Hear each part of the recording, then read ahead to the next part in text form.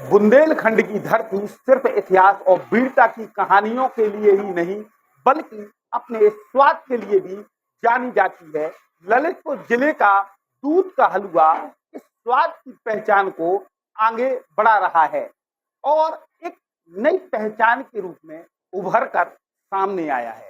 कितने समय से ये हलवा बना रहे हैं? करीब मुझे तो हो गई 40 साल। इसके पहले मेरे पिताजी और पिताजी के पहले ताऊ जी इस चीज को बनाते थे। इसकी दूध के हलवा बनाने की पारंपरिक विधि क्या है? इसको अपन प्योर दूध लेते हैं, उसको कढ़ाई में डाला, कढ़ाई में डालने के बाद एक उबाली बाद में अपन थोड़ी सी फटकरी डालते हैं।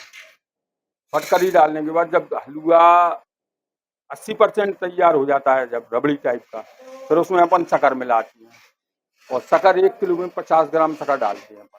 वो कितनी बिक्री होती है? बिक्री तो अपनी ऐसा है कि बाहर का भी यात्री आता है, और लोकल का भी अपने पास बनता सारे ललितपुर में है। एक्चुअली पहले 80 साल से ये दूध का हलवा ललितपुर में वो बना रहे हैं। ये उनका आविष्कार है। और पहले चूंकि क्या था कि एक डिब्बे में रख के बेचा करते थे वो सावरकर चौक के ऊपर, इसीलिए उनको डिब्बा वाले कहते हैं। और ललितपुर 80 सालों से इस बात के लिए प्रसिद्ध था कि लक्ष्मीचंद जैन डिब्बा वालों का दूध का हलवा बहुत फेमस है और एक स्पेशल टेस्ट था इसके अंदर। दूध के हलवे में 2 प्रकार की क्वालिटी होती है। एक तो सादा दूध का हलवा होता है, एक हम रात भर हमारे पिताजी सारे ड्राई फ्रूट्स को गलाते थे और सुबह जब वो हलवा बनाते थे तो उसके अंदर जब वो फट जाता था फिटकरी के द्वारा, तब उसमें वो मिलाते थे और साथ में केसर भी मिलाते थे। उसका टेस्ट भी बहुत अलग था और इन सब बातों की वजह से ये बड़ा फेमस था और लोग बहुत दूर दूर से आते थे। इवन बॉम्बे की तरफ जाने वाले लोग ग्वालियर से इस आगरा बॉम्बे रोड को, नेशनल हाईवे को छोड़ देते थे और ललितपुर से दूध का हलवा लेकर के और गुना फिर नेशनल हाईवे को पकड़ते थे।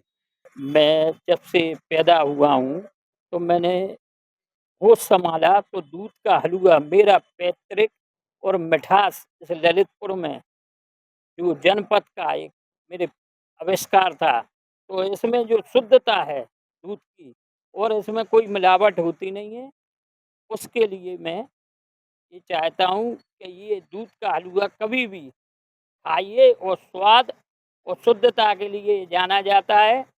और माननीय मुख्यमंत्री जी योगी नाथ जी ने इसको ओडीओसी में एक जिला एक व्यंजन में इसको लिया है और इसका वो पूरे देश विदेश में इसका प्रचार ग्लोबल मार्केट, राष्ट्रीय स्तर पर मार्केट चाहते हैं।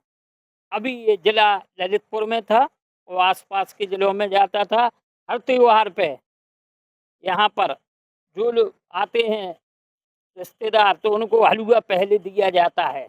ललितपुर में डिब्बा वाले जैन साहब हैं भाई साहब, इनका बहुत फेमस हलवा है। हमारे यहाँ बाहर से भी लोग आते हैं तो कहते हैं हलवा मंगाओ, उनका मंगाना, लेकिन डिब्बा वाले भाई साहब का लक्ष्मीचंद जैन के यहाँ से। तो हमारे मित्र हैं बलची भाई, उन्हें फ़ोन करते हैं, 1 नंबर हलवा है, उनसे बेहतर ललितपुर में कोई नहीं बना सकता।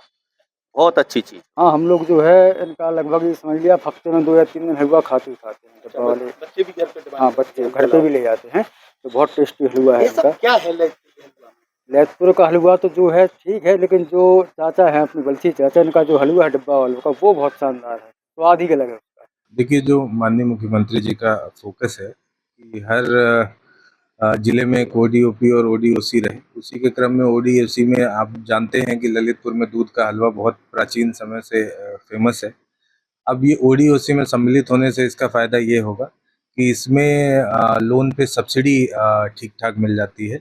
तो इसमें जितना 25 लाख 50 लाख जो भी लोन लेंगे उसमें सब्सिडी मिल जाएगी। तो अब वो जो भी इसके दुकानदार थे जो अपने शायद उनको अगर पूंजी की कमी पड़ती थी और वो इसको बड़े स्केल पे नहीं कर पाते थे, अब उनको ओडीओसी में आने से ये लाभ होगा कि इसमें उनको लोन पे सब्सिडी मिल जाएगी और उनको कैपिटल मिल जाएगा। तो अब वो बड़े पैमाने पे इसकी ब्रांडिंग और मार्केटिंग कर सकते। ललितपुर जिले का दूध का हलवा अब यहाँ के बाजारों तक सीमित रहने वाला स्वाद नहीं है बल्कि जिले की पहचान के रूप में आगे बढ़ रहा है। चुनौती अब इस पारंपरिक मिठास को सुरक्षित रखते हुए आधुनिक पैकेजिंग के साथ बाजार में उतारने की जरूरत है। अभय श्रीमाली, न्यूज़ 18, ललितपुर।